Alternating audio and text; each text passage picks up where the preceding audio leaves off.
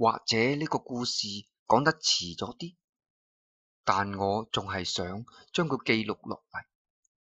其實平安夜係一個溫暖嘅節日，無論係節日本身嘅定義，定係節日入邊人們嘅狀態，大家可以聚埋一齊，嗰一刻係幸福快樂嘅。尤其對情侶嚟講，雖然依家流行住一種聽上去比較壯烈嘅反文化入侵思想，將呢啲國外嘅文化傳統視為洪水猛獸，應該從本土中削除乾淨。但嗰啲一個一邊手捧住高深嘅英語學習書，一邊又攞住支持國民嘅博士碩士，如果有咁多閒情逸致，講三道四，發表呢啲無傷大雅嘅評論，點解唔去做多啲科學研究出嚟呢？而係學咩聯名公交上書，似乎10個博士就能頂得過10萬人民嘅呼聲咁，卻唔知道呢方面博士嘅名頭，卻不如一個三流嘅電影明星講話有份量。哦，似乎講咗啲閒話添。但你仔細聽落去就知，其實係同今日嘅古仔有莫大嘅關聯。我今日非常高興，因為今日好可能同樂雷共度呢個平安夜，響呢個粉紅感覺僅次於情人節嘅日子，話唔埋可能我都有所收穫。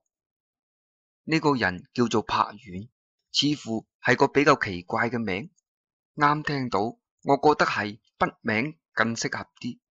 佢係一個狂熱嘅古文復興者。為乜叫復興呢？因為呢個年代能完全翻譯古文嘅人，要比能翻譯英文嘅人少得多。而佢正係其中一個。或者大家都好似我咁，覺得呢種人必定係40幾歐嘅學者。講佢60歲嘅老人都唔會奇怪。但一睇資料，呢個人居然只有26歲，實在令我大跌眼鏡。再仔細睇睇，原來佢出身書香門第，聽講太爺嗰輩仲有人中過狀元。不過可惜太爺中狀元嘅抵唔過太爺有狀元嘅，所以柏原並唔係富裕。聽講佢之前有個女朋友，但似乎後嚟莫名其妙咁分手。但係佢非常熱衷復古運動，提倡重新學習古文，並把一切嘅洋玩意趕出中國，當然亦包括聖誕節呢類嘅西方節日。但前面嗰半句我都係贊同嘅，但後面嗰半句就唔係咁接受啦。畢竟只係個節日，唔使咁恨寡，多個節日唔好咩？話雖然咁講，不過我都真係幾多謝佢，因為樂雷主要負責文化方面嘅訪談，平安夜人手又唔夠，我作為一個閒置嘅文化工作者，自然主動請纓，同佢一齊去採訪下呢個柏原先生。經過大半個小時嘅車程，終於嚟到柏原喺城東郊區嘅大宅。一落車就能見到柏原嗰間屋，響呢處荒山野嶺，居然有40-50年代嘅大屋，果然係異於常人。呢間典型嘅四合院，嗰種幽深神秘嘅感覺，同電視入邊見過嘅嗰種略有不同。諗唔到南方都居然仲有咁樣嘅大屋，估計應該係同柏原嘅祖先從北方遷徙過嚟有關。東門大概有4人寬，朱紅油漆，有8成新。外面2隻唔算太大嘅石獅子，門口前仲有4級台階添。行到嚟門前，我哋撳響咗門邊嘅門鈴。忽然我覺得好笑，咁古老嘅門上邊居然仲有個電鈴。雖然都係啲古老式嘅電鈴，但係都覺得格格不入，實在可笑。只係呢度清靜到咩咁，絲毫冇啲市區嗰種過節嘅氣氛，想笑都笑唔出。冇過幾耐，洞門咿耶聲打開，有個後生仔伸咗個頭出嚟。原來佢就係柏遠，同我想嘅略有差異。只見佢剃咗個小平頭，紅色嘅冷衫外邊褸住件皮褸，着住條黑色嘅西褲，腳上係對陳舊嘅棉布鞋。如果佢唔係戴住副厚過啤酒樽底嘅眼鏡，點睇都唔似係個文化人，似民工多啲。你哋嚟啦！柏遠喐咗喐薄薄嘅嘴唇，吐出一團白沫。乜講嘢咁簡短噶？我有啲戥落雷嘅採訪內容擔心。你好，我哋係同你約好嘅採訪記者，唔知係咪可以開始採訪啦？落雷已經將長髮盤起，由於天氣太凍啊，佢戴咗頂奶黃色嘅冷帽，加上佢皮膚較白，戴咗頂帽嘅佢顯得更加嬌俏動人。邊度睇得出佢係一個主編，一個女強人啊？入嚟啦！柏遠冇咩表情，掟低3隻字就轉身入去，睇都唔睇我哋。我哋有啲唔 like， 睇落雷，佢就好似冇咩所謂咁，只係對住我笑咗笑。睇嚟佢唔係好似第一次咁，我都冇咩計較啦。可能佢哋呢類人都係咁，懶高清。大屋入邊好歡樂，天井嘅中央有個大缸，個缸大到嚇人，係青瓷龍紋嘅，睇嚟都係有啲日子嘅古氣。因為我哋已經睇到個缸上邊生晒青草，不過個缸實在係大，以我嘅高度都幾乎要掂腳先可以勉強睇得到個缸口。令我感到更唔舒服嘅係左邊嗰間屋，似乎係另外修建，同大屋整體格格不入。嗰間屋都唔算破舊，不過門上邊嗰把鏽跡斑斑嘅長身鎖，同埋油到鬼咁紅嘅個門框，喺夕陽餘暉之下，嗰啲紅色似乎有生命咁跳動，睇到我眼睛難受。你間屋做咩油到咁紅啊？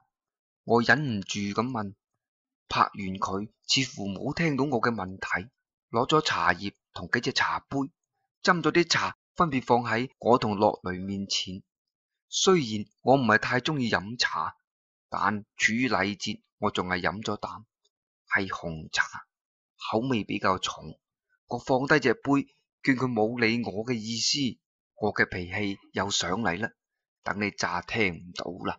點解嗰啲漆咁紅嘅？冇必要吧？我提高聲音又問咗次。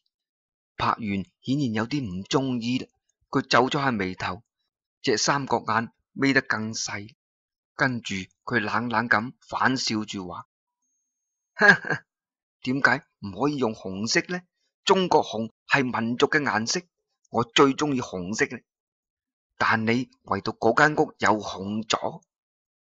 我依然覺得好奇怪，不過旁邊一直喺度品緊茶嘅落雷忽然就插嘴講：歐陽，點解唔飲多杯茶呢？呢啲係正宗嘅雲南七子普洱。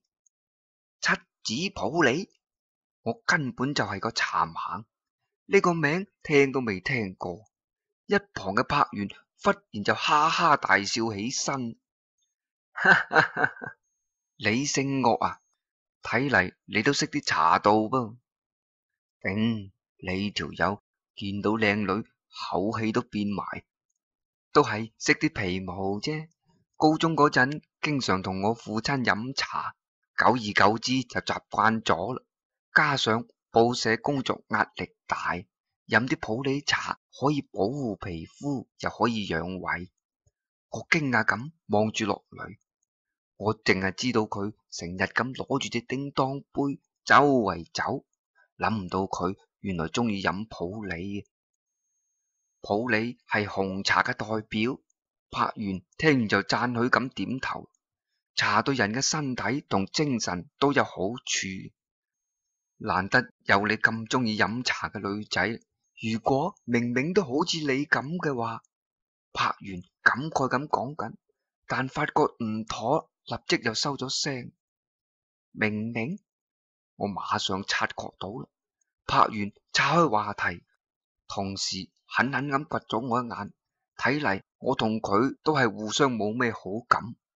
俗話講，同行係冤家，同姓係咩話？對家、仇家。落雷放低咗隻茶杯，攞出錄音筆同筆記本。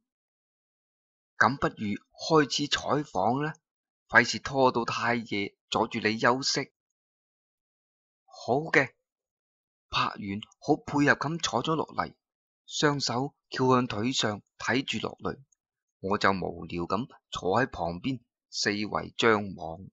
不愧係文化世家，到處都係古色古香，黑色嘅檀木椅，仲有嗰隻沖茶嘅紫砂壺，比我老豆嗰隻靚得多，而且非常特別，成隻係灰紫色，個茶壺有稜有角，側面睇係弧腰梯形，成個秤砣咁。壺嘴比較長，亦比普通嘅要粗，而且係龍頭狀。壺頂有粒龍珠，色澤圓潤，睇嚟係玉做嘅。壺身上仲刻咗幾隻字，不過距離太遠，睇得唔太清楚。不過估計呢個紫砂壺都唔惹少。你點解提倡古文復興運動呢？落雷開始咗佢嘅訪問。柏原諗咗下就話，都講唔上係提倡，只係自己作為一個古文化研究者，或者係講為數唔多嘅繼承人，有義務嚟宣揚同維護我哋民族嘅嘢。依家呢個世界充斥住低俗同唔健康、唔規範嘅事物太多。妖，佢真當自己係聖人，我心諗。打個比方呢，譬如啦，而家嘅社會一切都同錢掛鈎啊！講個簡單嘅例子，為乜大多數人寧願學外語，亦唔願意花時間去學古文化？可能你會話識中文就得啦，而學好外語則係一份好工，甚至係出國。其實最終嘅目的就係為咗錢，只要有錢，即使係再庸俗醜陋嘅人都會得到人哋嘅尊敬同擁護。唔係有人話依家笑貧不笑娼？柏原有啲激動，我幾乎見到佢啲口水隨住講話嘅頻率加快而發射得越密集，都已經噴到落雷嘅身上咁滯。但冇錢並冇錯，大家都要生存啊！你覺唔覺得係咪可以等大家有穩定嘅生活同工作之後，再嚟從事古文化嘅學習？嗰時都唔算太遲啊！落雷繼續問啊，柏原唔講嘢，佢無比失望咁望住落雷，以非常鄙夷嘅語氣講道：果然連你都係拜金主義者，我仲以為你同其他女子唔同啲。落雷一聽就有啲唔開心，但係仲係保持職業嘅微笑。咁我哋不如講下其他。係啦，柏原先生，你嘅個人感情生活點樣噶？文學家都要結婚噶。落雷盡量想將氣氛緩和啲，點知柏原一聽面色都變晒，頭先翹起嘅二郎腿即時就放咗落嚟，雙手插袋，粒聲都唔出。採訪突然就陷入冷場。我自己都冇咩所謂，不過我好好奇，想攞起個茶壺睇下上邊到底寫咗咩，點知隻手都未掂到個茶壺，柏原就從張凳上邊一下跳咗起身，將我推開。呢一下完全打破我經常習慣性認為搞文學創作嘅人都係脊椎滅邪、股骨頭壞死、腿腳麻痹，導致行動緩慢一貫嘅諗法。緊接住佢把口就好似火山爆發咁。你有啲教養好唔好？講都唔講聲就亂摸嘢，你知唔知呢隻係咩壺嚟噶？茶壺係有靈性嘅，你手一掂佢都變到同你咁一樣庸俗，你隻壺就冇用。我見佢發誓神經咁，都費事同佢嘈，同落雷講咗句響外邊等佢，然後就走咗出去，留低落雷繼續同佢傾算。我走出大廳，嚟到頭先嘅水缸前，仔細睇，真係覺得好大。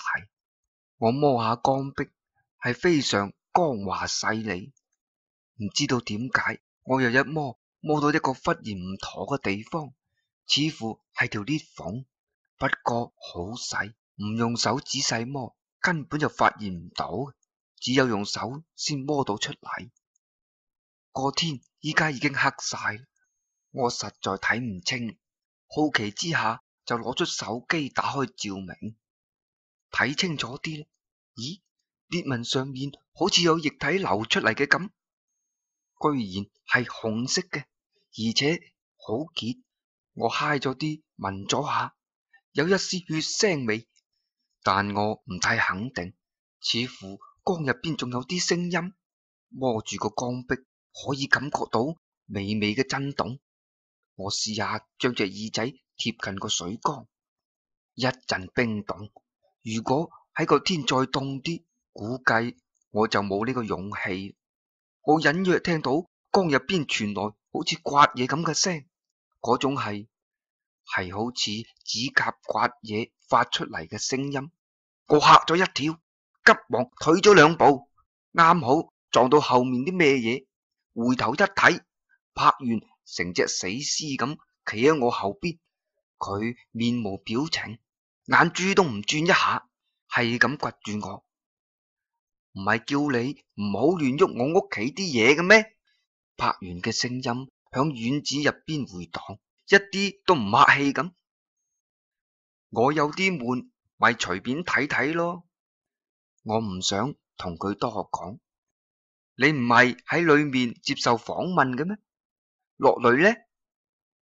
歐陽，落雷響入邊行咗出嚟，唔好亂搞柏先生啲嘢。講住向柏原就點頭道歉，轉身拉住我返到屋入邊。我依然留意住嗰隻大水缸，嗰裏面肯定有啲咩嘢。採訪繼續進行，一直到9點，亦即係話，即使而家走，等我哋返到市區，都要成10點幾。不過今晚係平安夜，10點正係街上邊最熱鬧嘅時候，我就希望快啲結束訪問，咁都仲有機會約下落雷啊！終於訪問結束啦，落雷收起嘢準備離開，柏原卻企咗起身，帶住少見嘅笑容，同我哋講：天色已晚，不如留宿喺度。呢一類嘅話，開玩笑，呢啲咁嘅地方俾我都唔住啊！不過都係落雷開聲拒絕咗。咁就再飲多杯茶啦，咪浪費。呢啲都係我專門託人響雲南帶翻嚟。柏原見到留唔住，亦都唔多講，轉身斟咗2杯茶，遞咗俾我哋。我本身就唔想再飲，不過睇見落雷用眼神示意我，亦只好一啖飲咗落肚。只係茶水嘅味道比較澀，我就暗鬧，臨走都仲要逼我飲啲咁嘅嘢，啲味道咁怪嘅，真係越沖越難飲啊！告別柏原，我同落雷就走出大門，但係啱行到門口嘅時候，就覺得一陣胸悶。轉頭睇下落雷，佢都揞住心口，另一隻手撐住門。跟住我眼一黑，就咩都唔知。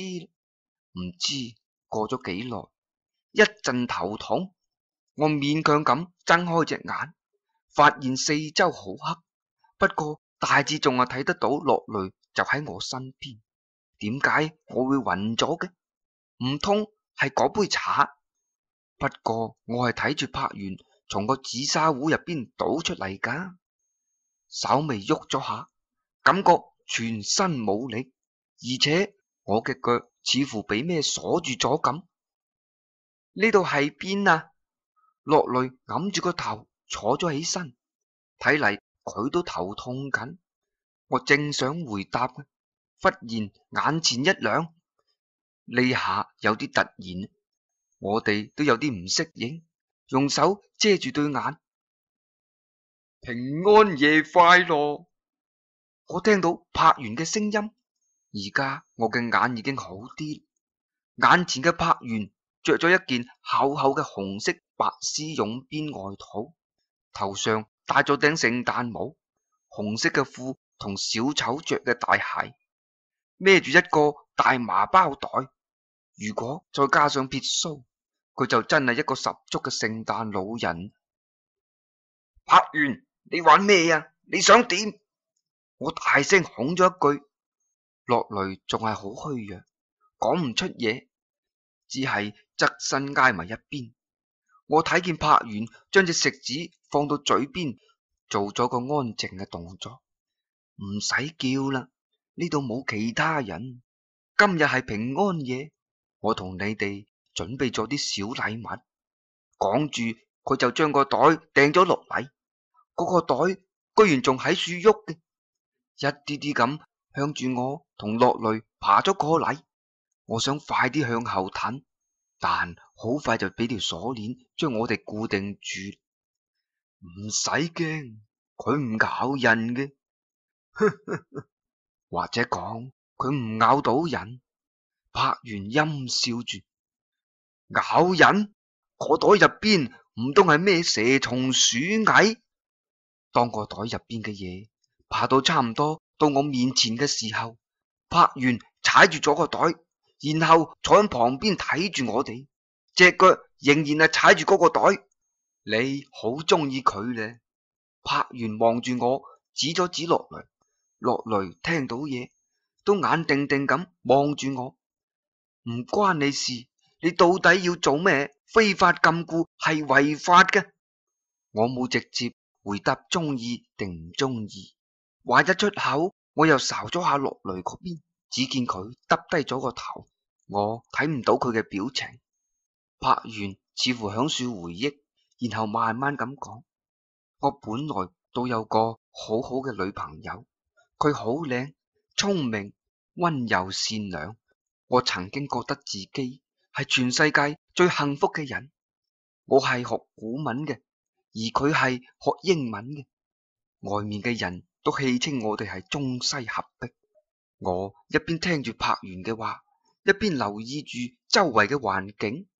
我同落淚被困喺一個洗手盆嘅下邊，我哋俾條鏈鎖咗喺一條水管上面。水管好堅固，我用力試咗下，除咗腳痛，咩用都冇。呢個房間非常破舊，頭上一盞幾十瓦嘅電燈，洗手盆似乎好耐都冇用，結滿晒污垢。水管亦鏽跡斑斑，地下冰涼，仲係嗰種冇任何裝修痕跡嘅水泥地。我哋嘅對面房間嘅另一邊仲放住一個大嘅玻璃管，就係嗰啲經常用嚟浸泡藥酒嗰種，不過俾塊黑布遮住，都唔知係啲咩嘢。乜柏原屋企入邊仲有啲咁嘅地方嘅？唔通係頭先入嚟嗰陣睇見嘅嗰個俾鎖住嘅紅色小屋？佢好中意外國，包括文化、美食、風俗習慣。我就相反，不過就係偏偏咁嘅兩個人居然會相愛，而且仲到咗談婚論嫁嘅地步。雖然間唔中都有啲拗撬，但唔影響我哋嘅感情。至少我係咁樣認為。柏原望住盞電燈，喃喃自語，好似間房得佢一個咁。咁同我哋有咩關係？落淚忽然就細聲問咗句。柏原停咗落嚟，耷低頭望咗望地上縮到好似隻貓仔咁嘅羅蕾，忽然無厘啦更咁就問咗句：你中意過平安夜？講唔上中意，都講唔上唔中意。羅蕾打晒冷震咁回答：佢好中意，佢甚至講春節、端午節之類嘅節日都該取消，嗰啲都係老人嘅節日。而每次聖誕節佢都好開心，仲要我陪佢玩通宵。我雖然唔係咁中意，但係都會陪住佢，一年又一年，直到上年嘅聖誕節，我依然滿懷歡喜咁扮成聖誕老人，係就係好似而家咁等住佢嚟。我仲喺袋度放咗啲禮物，準備送俾佢。佢終於嚟咗，當時佢好驚訝咁望住打扮成小丑嘅我。拍完，我哋唔係細路啦，或者以前你咁樣對我，我會好開心。但而家呢，我唔想再同你一齊過埋呢啲死慳死抵、低人一等嘅生活。你係有才華、有本事，點解要學啲咩隱士咁埋藏自己？相信我，出去見識下，你可以有更好嘅天地。不過我唔適合你，我再咁落去，我學到嘅嘢根本就無從發揮。女人嘅事業期好短暫嘅。我今日嚟就係話俾你知，我要去美國啦，大概就係呢幾日，所以我係嚟同你分手嘅。我當時傻咗，真係傻咗。我甚至跪響度哀佢唔好離開我。我可以為佢做任何改變，但係佢唔應承，一邊喊一邊要走，直到我哋糾纏到嗰個水缸邊。柏遠情緒好激動，條頸嘅青筋都現晒，塊面喺昏黃嘅燈光下一片血紅。我當時好亂，一下唔小心推咗佢一下，佢一頭就撞咗喺隻水缸上。係，就係你頭先企嘅地方，你應該都摸到嗰度係裂咗嘅。我一驚，原來係咁。不過佢冇死，而且我仲喺佢身上發現咗一樣好有趣嘅嘢。柏完企咗起身，行到我面前。你估下係乜嘢？係一張化驗單，佢居然有咗。佢塊面喺度抽搐，隨即狂笑啦。而我從頭到尾都冇掂過佢，佢居然有咗。我明白點解啦，佢早就同第個有腦，呢個抵死嘅女人。於是我諗到一個非常恰當報復嘅方法。我冇殺佢，但用咗比殺佢更好嘅辦法。柏元得意咁講：我有一個朋友專職負責人流，我馬上揾到佢，並且同佢講我女朋友有咗，而家喺屋企跌親，要佢嚟做呢個手術。於是呢個細路，或者講係呢個葉種，就俾我攞咗出嚟。事後我仲重謝咗嗰位朋友，並要佢唔好講出去。跟住我就將嗰個未發育完全嘅葉種放入咗呢個玻璃樽，講住佢就指指嗰個管。我聽住佢講，只覺得一陣惡心。至於嗰個女人，我將佢養咗響個水缸入邊。係啦，你唔係對佢好好奇嘅咩？我依家就將佢放出嚟俾你睇下。講完，柏元將個袋口放開，行到嗰個玻璃樽嘅前邊，掀起咗塊黑布。嗰個係個未發育完全嘅胚胎，不過已經有初步人形。胚胎嘅頭異常咁大，唔知係光線照射嘅錯覺，定係咩回事？浸喺黃色液體中嘅嬰孩，四肢帶住半透明嘅光芒，嗰對仲未擘開嘅眼睛，卻對住外面，兩隻手嘅拳頭死死咁握住，面上邊一面兇我，好似帶住對仲未接觸到嘅人世嘅不滿同怨恨。柏原行到落淚面前，用手捧住佢塊面，嚇到落淚面色蒼白，成身都不停咁喺度震。你真係好靚，亦都好似佢。唔記得話你哋知，呢間屋之所以係紅色嘅，係因為我用嗰個女人嘅血封住。冇血封紙，我仲真係查咗好多書。不過再過一陣，嗰個孽種就會出嚟啦。俾人強行從母體度攞出嚟嘅佢，好似好唔甘心。佢會到處去揾更適合嘅女性身體。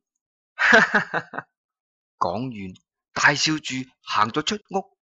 我大聲咁鬧佢：你個死癲佬，你咪走啊！柏原笑住話：你唔係好愛佢嘅咩？快啲諗辦法去救佢啦！咪俾等個孽種爬咗入樂記者個身體就遲啦。講完，抌咗條鎖匙落地，就行咗出去啦。房間再次只剩低我同樂雷兩個人。樂雷不知所措咁望住我，大眼睛入邊都係淚水。我搏晒命咁向抌鎖匙嘅地方爬過去。柏原睇上去條鎖匙隨便咁一抌，但係我用隻腳係咁勾都勾唔到。我唔可以放棄，即使好似上次獨眼新娘咁，再要挖咗我隻眼，我都要將樂雷救出嚟。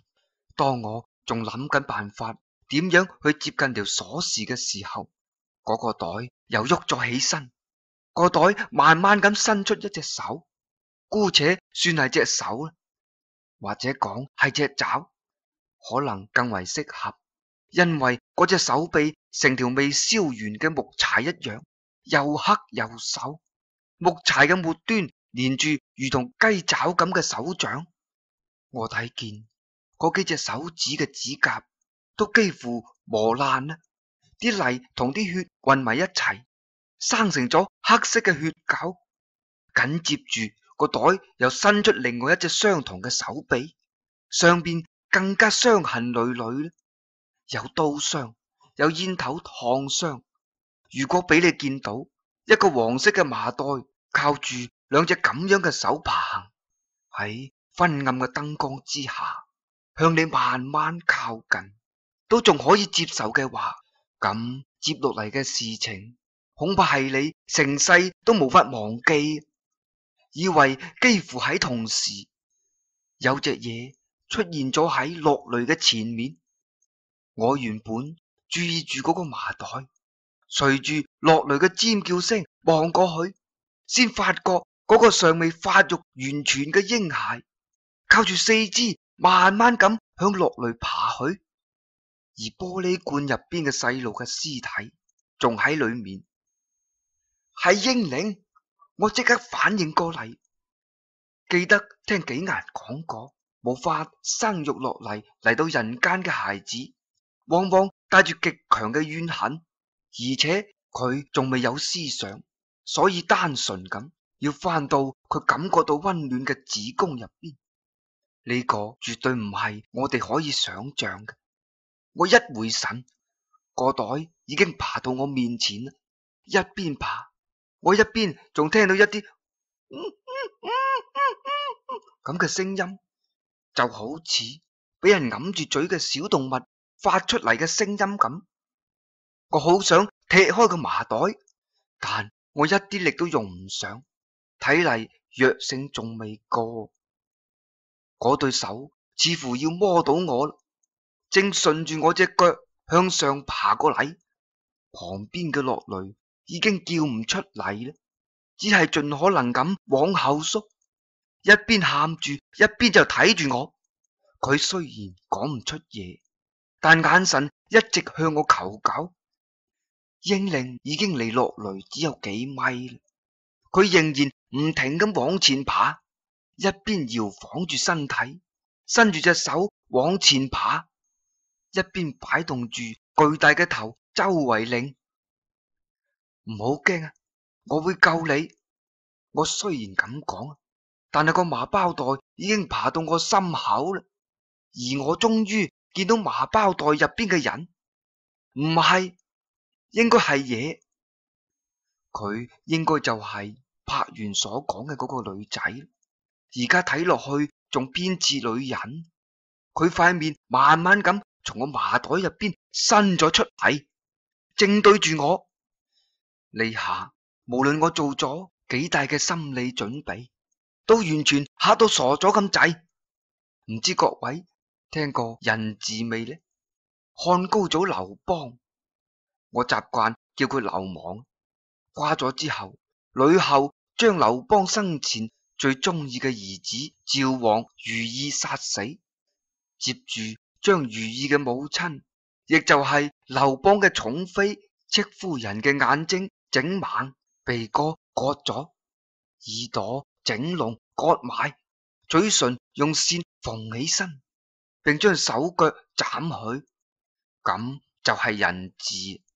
眼前嘅人雖然手腳仲喺度，但柏原嘅殘忍並唔亞於呂后。呢個女人塊面大部分都俾蓬亂嘅頭髮遮住，但靠住燈光，我仲可以依稀睇得出佢嘅眼睛同嘴唇都俾麻線封咗起身，瘦削嘅面上邊好多刀傷，耳仔亦割咗去。佢對腳雖然仲喺度，但係畸形嘅樣一睇就知係俾人故意打斷後再亂接好嘅，骨骼已經完全變形。佢無助咁用手死掹住我，嘴巴發出嘅聲音，似乎都唔係想害我咁。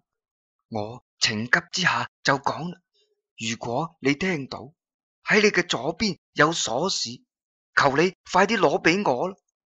我要救我嘅朋友。我對住佢大聲咁叫。呢個女人似乎聽到，點點頭往左邊爬去，轉頭望去落雷嗰邊。英靈嘅手快要摸到佢隻腳啦。終於個女人摸到咗條鎖匙，遞咗俾我。我迅速打去咗腳鐐，並衝向落雷嗰邊。我想趕走英靈，但佢依然執着咁朝住落雷爬去，而我隻手根本就掂唔到佢。英靈已經爬到落雷嘅身體啦，我絕望啦。忽然，英靈停咗落嚟，個大頭左右搖擺住，似乎發現啲咩。呢個時候，我睇見個麻包袋入邊嘅女人用鎖匙挑開咗自己嘴巴上縫住嘅線，滿嘴都係鮮血。媽媽，媽媽喺呢度啊！嗰個聲音好似手指甲刮黑板一樣咁尖刺而撕心裂肺。佢張開嗰對手，四處響地上摸索，嘴入邊仲重複住頭先嗰句話。英靈依舊係眯住眼睛，佢個頭喺落雷同嗰個女人之間擰嚟擰去，最後佢終於選擇咗嗰個麻包袋嘅女人，爬咗過去。呢個時候我先至攬住落雷，佢震到好似西康咁，隻手都係冰冷嘅。英靈爬入咗嗰個女人嘅懷入邊，然後就消失咗。我睇咗睇嗰個玻璃管，果然裏面嘅孩子嘅神情變咗，先前嘅兇惡表情冇咗，緊握住嘅拳頭仔都鬆開埋啦。而嗰個女人趴響地上邊，唔停咁喊，但佢俾縫住眼睛，卻好難流出眼淚。只見一滴滴嘅血順住線嘅罅縫流出嚟。呢個時候，門咁打開咗，柏原走咗入嚟，帶住無比嘅厭惡嘅眼神睇住地上邊嗰個女人。呢下你開心啦，母子團聚啦。你仲未講你嘅情人係邊個？都怪我太着急，縫住咗你把嘴。柏原踎咗落嚟，扯起女人嘅頭髮，兇神惡煞咁望住佢。我想衝過去打佢，不過力氣仲未恢復，而且我睇到柏原手入邊攞住一把刀。跟住落嚟嘅變故就真係邊個都估唔到。嗰個女人忽然嘴角喐咗下，然後以不可思議嘅速度向柏原撲咗過去，用嘴巴咬住咗佢嘅喉嚨。屋入邊嘅柏原痛苦咁大叫住，瞓喺地上掙扎。柏原好似同一隻野獸作戰咁，佢左手搏命拉住女人嘅頭髮，想扯開佢，右手嘅刀係咁猛插嗰個女人嘅身體，血噴如注，但毫無用處。個女人好似飢渴嘅餓狼咬住獵物咁，完全冇鬆口。我急忙揞住落淚嘅眼睛，因為即使我都覺得殘忍恐怖至極。柏原喺地上翻滾住，叫喊住，聲音越嚟越低，動作亦越嚟越遲鈍。地上已經有好大一灘血，有女人嘅，亦有柏原嘅。過咗陣，佢唔喐啦，身上嗰個女人都冇喐啦。我壯起膽行過去，柏原已經斷氣啦，但嗰個女人仲有啲氣息。我扶佢起身，佢嘅聲音好微弱，但係我仲聽到，我好愛佢。講住，佢摸索住柏原嘅身體，將俾血染到鮮紅嘅頭靠喺柏原身上，就斷氣啦。我搖搖頭，從地上揾翻條鎖匙，打開咗落淚嘅腳鐐。我揾到自己嘅手機，已經快12點。呢個平安夜，我一定忘記唔到。坐喺客廳入邊，我睇住警察出出入入咁忙碌住。我又見到嗰個紫砂壺，原來嗰個紫砂壺係雙子壺，壺嘅入邊分兩部分，而且非常緊密。只要動一下壺頂上面嗰粒珠嘅機關，倒出嚟嘅就係另一邊嘅茶水。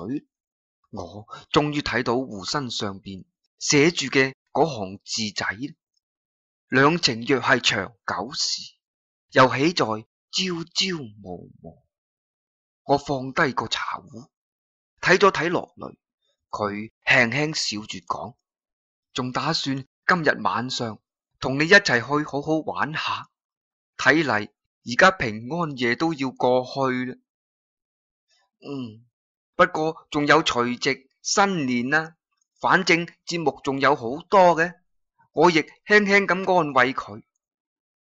1星期後，落雷從驚嚇中恢復過嚟，而且我同紀顏又多次去咗柏原嗰間大屋。我叫紀顏幫佢哋超度一下，因為我喺警察嘅調查下，仲知道啲內情。原嚟呢個女仔真係非常愛柏原，佢係俾人強姦之後懷孕嘅。佢唔敢直接話俾柏原知，因為佢覺得柏原係唔會接受一個咁樣嘅結果。於是佢諗到提出分手，唔想兩個人都痛苦，而且亦都想激勵柏原利用自己嘅才華好好咁做一番事業，但冇諗到竟然換來呢個結果。平安夜好似係耶穌基督降臨嘅日子啊！紀顏忽然問：係啊，所以第2日咪係聖誕節咯？我回答完，好奇咁問佢：你問呢個做咩啊？咁耶穌其實都係個私生子啩？佢嘅母親都係突然懷孕嘅。你嘅意思係如果柏原可以接受嗰個 BB 嘅話，嗰個平安夜就真係符合佢嘅意義。我恍然大悟咁講，可惜佢唔單止接受唔到，而且仲近乎變態咁折磨自己嘅愛人，最後落得咁嘅結局。紀顏嘆咗口氣，然後笑住問我：不過你應該感謝佢，可能佢睇見你同落雷，心入邊忽然諗起咗以前嘅自己，妒忌心使佢想折磨你哋兩個，不過反而將你同落雷拉得更近。